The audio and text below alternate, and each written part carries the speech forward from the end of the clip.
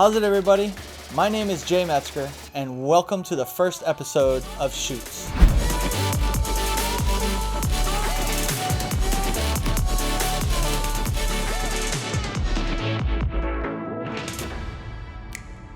Yesterday, I had the great opportunity of interviewing a self-made surf and travel videographer, Connor Trimble. Connor Trimble was a swimmer at the University of Hawaii. He originally worked with me as an intern at the university. And today, Connor travels the world as an extremely talented photographer and videographer. This is Connor Trimble.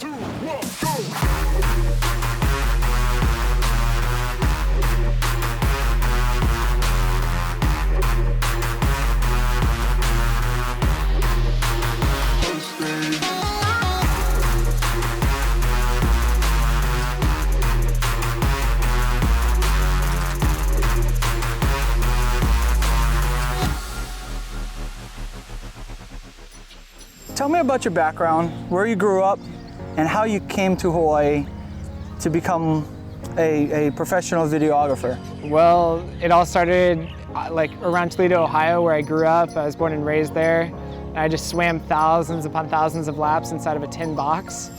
And it was horrible and dark and gloomy like a dungeon. And I was like, where can I go to swim outside that's beautiful with the best weather year round?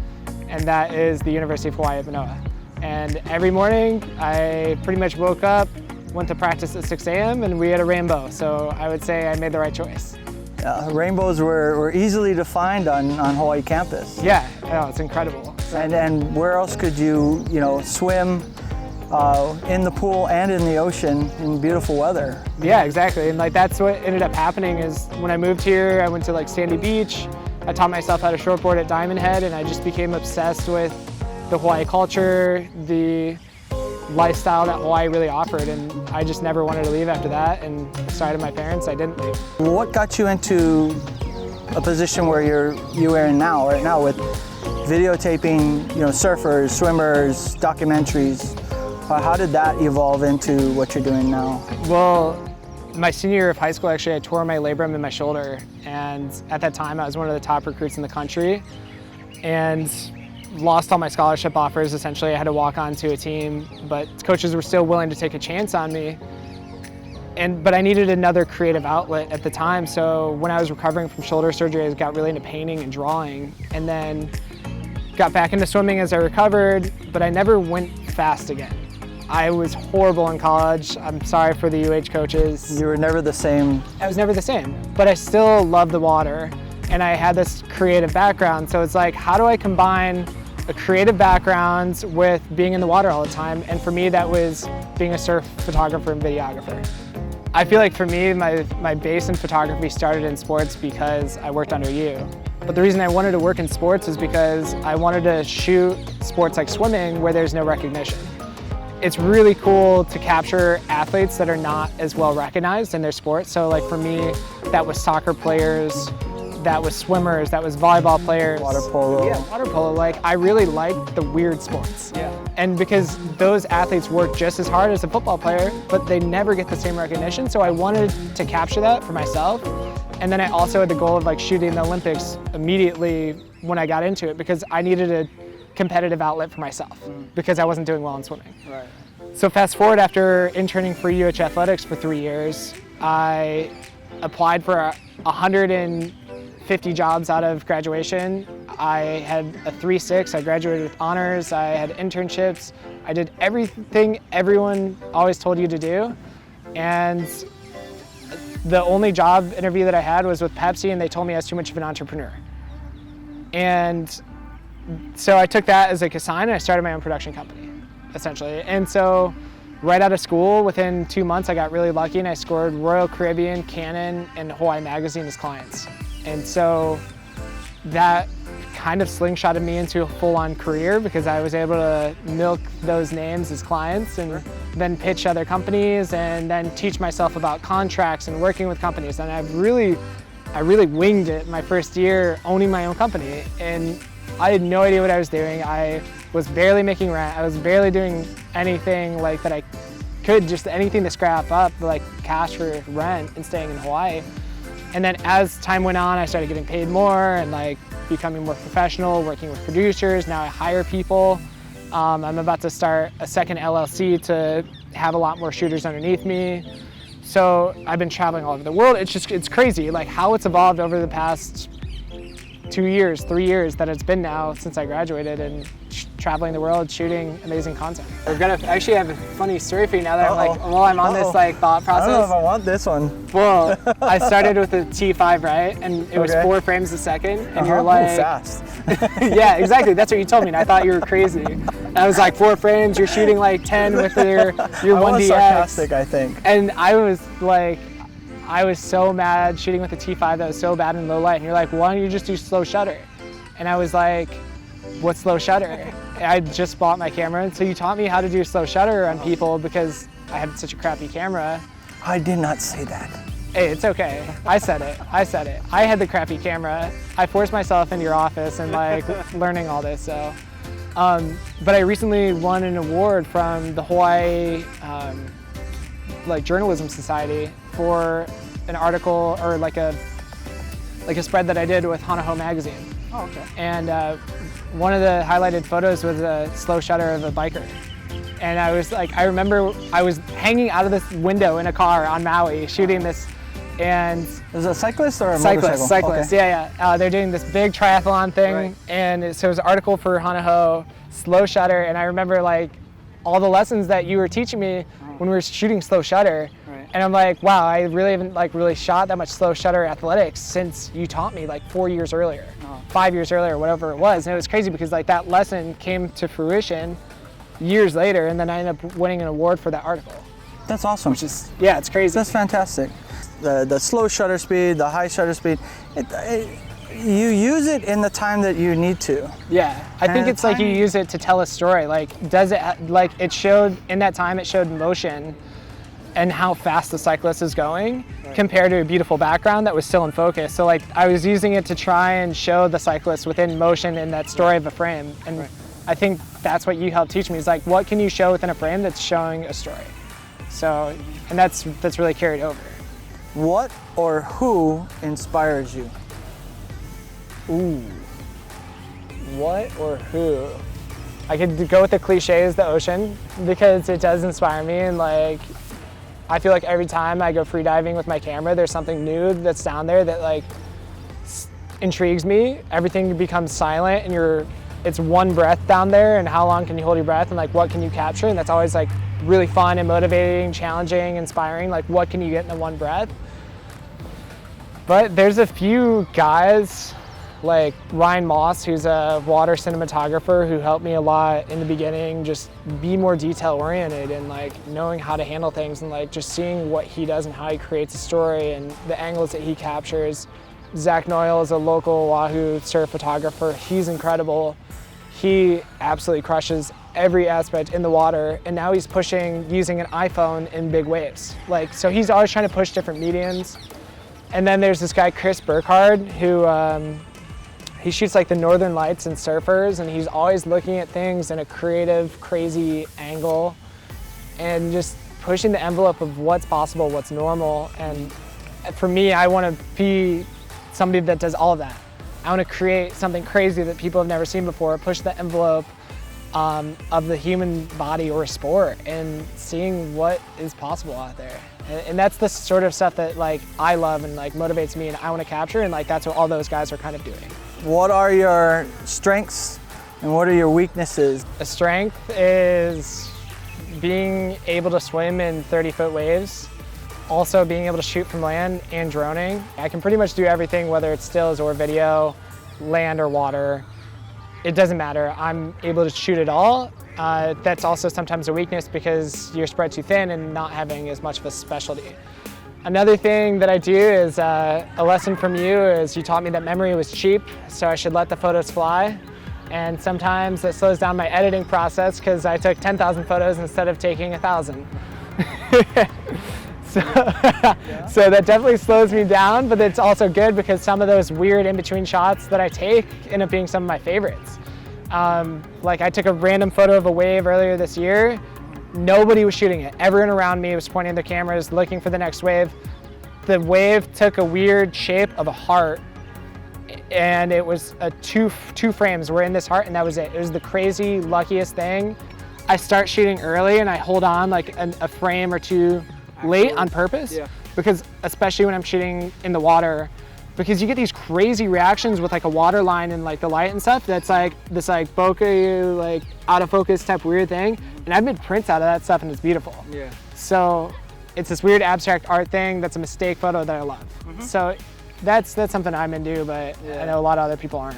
You know, when I started, film was the most we could shoot was 36 frames. And I remember going out to pipe one day, and with my what did I have, an Ike light.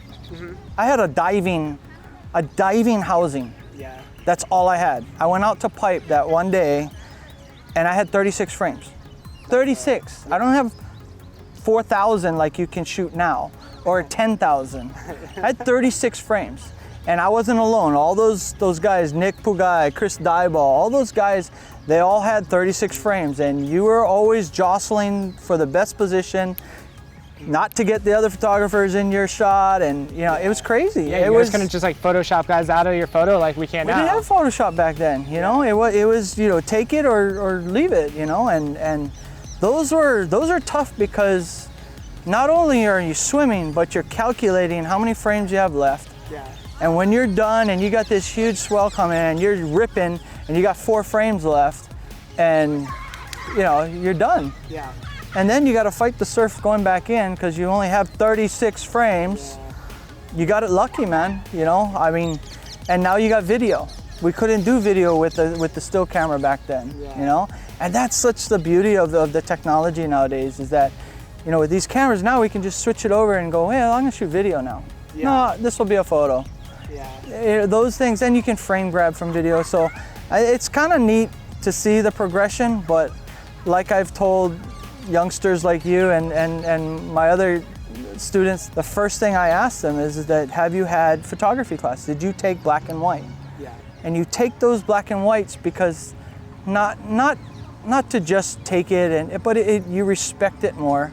Yeah. You respect the art, the value of taking your time on prints, shooting the right shot, setting up everything. Yeah. Not just picking up a camera and shooting anything, you know. That's not what photography is, and that's not what it's about. I told you earlier I took a film class in college, and like that's when I truly understood like the exposure triangle and dodging and burning and like touching something, having something that was tangible that I was controlling everything with, that wasn't Photoshop or Lightroom, was an incredible learning like curve, learning lesson for me, like life lesson in photography, really, just because you couldn't screw up because you only had so many frames. And so that was a really, really nice base. So I agree. I'm only 24, but if you're just getting into photography, you should definitely do film, because it'll teach you all the basics that you need to know. You hear that, youngsters? Going in the water, what are you going to take? 90% of the time when I'm going to go shoot pipe, I'm going to bring a 24-105 lens with a Canon 1DX Mark II and a CMT carbon fiber housing with a port that allows me to adjust the zoom. Then I'll bring my defend fins. I wear a spring suit because it gives you some cushion if you get thrown against the lava rock there. It also keeps you warm. If I'm gonna go do some commercial work, whether that's like a wedding, lifestyle brand, something like that, I typically shoot with a 100mm macro, 70-200, 2.8, 16-35, 2.8 version 2, and then I have a Ronin S. I had a Ronin M, and I actually got rid of it because the bars on the side, they go out so wide, and the Ronin S gives you a lot more flexibility for packing it in your bag, whether you're traveling, and then also for creative shots. And for me, I am constantly shooting on the move. I use motion for everything, and so I like the flexibility of the Ronin S. Or you're also shooting with a drone as well, right? Yeah, so shooting North Shore, one of my favorite views on pipe is from a drone, because it gives you this crazy perspective of the wave looking down, the reef, the surfers, the rainbows that you get with it. Yeah, I've seen some of your shots. Yeah. just fantastic. Yeah, it's crazy. That afternoon light, like you get rainbows if the spray is big enough. Right. And anywhere from like 10 to 3 in the afternoon, you can kind of get this rainbow depending on the angle that your drone is shooting. And if you like find that sweet spot with the drone, you can like get crazy rainbows all the time. Yeah, I've seen one of your shots and it's just fantastic. I love it. You're shooting on land, you're shooting with a 100 to 400, 70 200? 70 to 200 with a 2x extender, just because I like the flexibility of my 70 to 200 for portraits. And then I just throw on the extender if I need it, and boom, I'm there, I'm good to go. The most memorable, long-lasting trip for me, I think, was right out of college. I backpacked Europe for 2 months. And I shot for 7 different companies at the time, like shoes, backpacks, different shirts, sunglasses, watches, anything that I could find to help cover the cost of the trip. And it forced me to learn how to shoot in a city, because when I started photography, it was only in Hawaii. So I knew how to shoot on the beach, but I didn't know how to shoot in a city. So shooting in London and Paris and Amsterdam, learning how to use leading lines in an architectural setting was very different for me. I learned a lot that trip, a lot about culture, a lot about photography, my relationship with my girlfriend, because I backpacked for 2 months with her. So that overall was a really interesting, life-changing trip in a way. I already know what it is, but let's hear your favorite spot to shoot. Hands down, Pipeline. I have this sick obsession with Pipeline, in all honesty. A lot of people do, actually. Yeah, it's like the waves when it crashes, it sounds like an avalanche, and just the rainbows in the wave, and like how guys are surfing it, just the amount of like raw power and energy that you feel when you're in the water, like it's insane. Like I'm getting in the water sometimes and the ground is shaking and I'm freaking out slightly, and then at the same time I'm like, this is gonna be so epic, I can't wait to get in the water and like capture this amazing natural like beauty that starts from a storm thousands of miles away. It's just like this whole thing, it's like mind-boggling to me, and I'm obsessed with it. Yeah. So. I remember being out at Pipe, one of the first times I was out there, it was probably only about 5 feet, 6 feet, you know. It's small from the land, and then you get yourself in the water. And I remember the first set that came through and me looking at the barrel and hearing that crash scared the hell out of me. And I've lived here all my life. I've been a waterborne kid. I've been through hairy situations. The first time I was at Pipeline really scared me.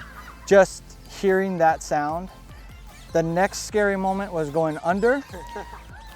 I open my eyes to see where I'm going, especially when it becomes, you know, big hairy waves. I had such a big hill to climb because the amount of water that is there and you're here, I was dumbfounded of how much water I had to get through and how much water is in that wave. The amount of energy in that wave is unbelievable. It's crazy what's going on underneath there. Actually, I took goggles and a weight belt this year, and I sunk myself to shoot it, and it was like 6 foot, and I was like hanging out for like a minute at a time, like during whole sets, just watching the whole thing go by. And seeing where the water sucks into the lava rock and like where it bubbles up, it's just it's an incredible experience. And I wish, like, I want to be able to show other people that in the best way possible, but it's hard when you're not actually in that spot. It's amazing how strong and powerful that wave is. It's so beautiful and so dangerous at the same time. So dangerous. I've had when I used to shoot surfing and stuff, I had a couple buddies go over the falls, and I just can't imagine what it's like to go over with the lip. I've taken my tumbles too, but I never 6-10 foot waves like that. It's amazing how these guys survive, and some people don't. You know, that's a proven fact. Actually, one of my good friends passed away out there this year. Oh yeah? Marcus Bijou passed away this year. He had a heart attack in the water. He got barreled, had a heart condition, had a heart attack. It was before the lifeguards were there. A couple of bodyboarders got to him pretty slowly, brought him to land. He was still breathing, but he was unconscious. Took him to the hospital. He ended up passing away at the hospital. So, professional bodyboarder. And what was the craziest thing about it is we were watching the waves 2 days before, because Surfline said it was going to be good, but it was kind of crappy, to be honest. He and I are sitting there talking, enjoying our coffee, because it was just like it wasn't worth getting in. And I asked him, I was like, why do you love pipeline so much? And he goes, oh, I love this wave. It's like nothing else. Like, it's such a special place. I love it. And it's like you have to relearn how to bodyboard when you come here, because it's just so different and so powerful. The current, the direction, how the barrel forms up, etc. And he's like, I love it so much, someday I swear this wave is gonna take my life. Oh, A Brazilian guy, like, he's like used these metaphors, and literally 2 days later he died surfing pipe. It's freaky still, like that he said that to me. That's hard to take in sometimes, because then now you're reflecting on what he said. And yeah, exactly. Or the day I told you that I snapped a photo of the heart and the wave, that was by chance. Right. I got a call that morning from my parents saying, hey, your aunt had a complication with her surgery and like is having bad blood clots. Like, and when I got out of the water that day, I had a missed phone call and a voicemail, and I listened to it and she'd passed away. I don't know if it was when I was in the water when I took that photo of the heart, but I know it was like in that same 12-hour time period where I didn't, that same window when my Aunt Carol passed away. So like that wave, like I call it C wave, like the letter C wave of love, like the Carol wave. So it's just kind of some stuff like that with pipe, like with Martin and my aunt. It's been weird experiences. That's like bringing in connection even closer to that wave. Sure. We're working on a small project here in Waikiki, and what's that about? So it's a fun little personal project that's a surf film documentary style, highlighting this group of extremely talented young kids. They all come out of the same surf shop called Moku. And they range from about the ages of 8 to 18. Some of them are back-to-back national champions in longboarding. Some of them are on the world tour at 14 years old. And it's just so crazy to have this many talented individuals in one place. That's a really, really tight-knit group of kids that surf together every single day. And I want to tell their story of how they're kind of the next generation of Waikiki Beach Boys and how they're helping progress longboarding as a sport throughout the whole world, even though they're in this like little nucleus of a tight-knit group in Hawaii. And just telling that story is going to be really cool for me, and the goal is to get it into the Honolulu Surf Film Festival next summer. Any other projects that you're working on right now? So some major corporate projects. I just wrapped up shooting whitewater rafting with Beautiful Destinations, which is a massive production company based out of New York City, and it was a joy working with them on such a major like level production type thing. That was Asheville, North Carolina. I just wrapped up a trip to the Caribbean with Royal Caribbean Cruises, and we highlighted their $250 million private islands. And that was crazy, like all the water slides and stuff like that. So I'm doing like a YouTube commercial for them, and then social media promo stuff. And then I'm about to do a little campaign with Nike Swim. And then at the end of the month, I'm gonna shoot the national championships for swimming. And that's essentially the equivalent to the Olympic trials in the US in a non-Olympic year.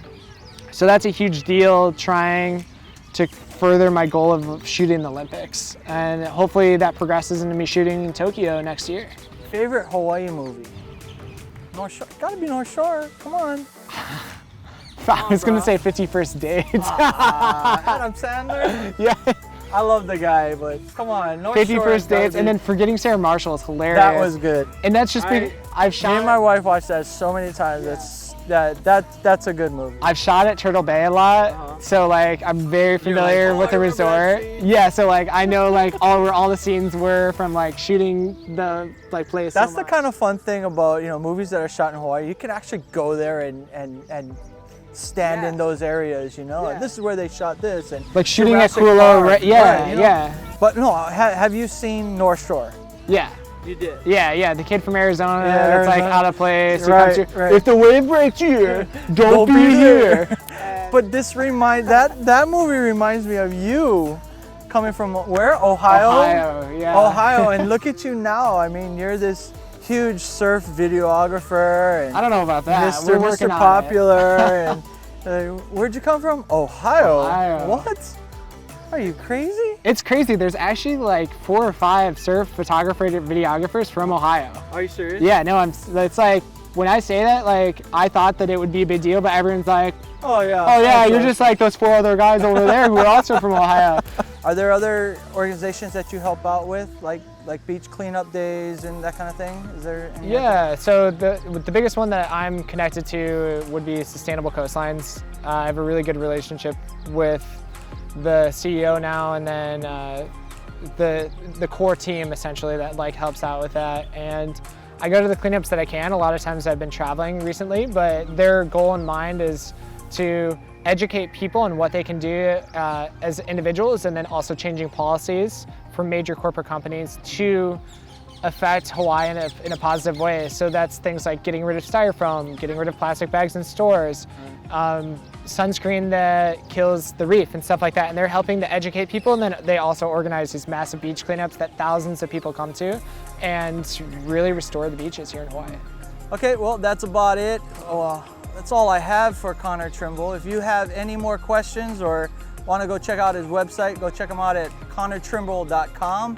And if you want to follow daily updates, check out my Instagram. It's just at Connor Trimble. And then please subscribe to my YouTube channel. I'm doing a really cool travel series called This Is, showing different destinations that I travel throughout the world through my eyes. So definitely check that out. It's gonna be pretty rad.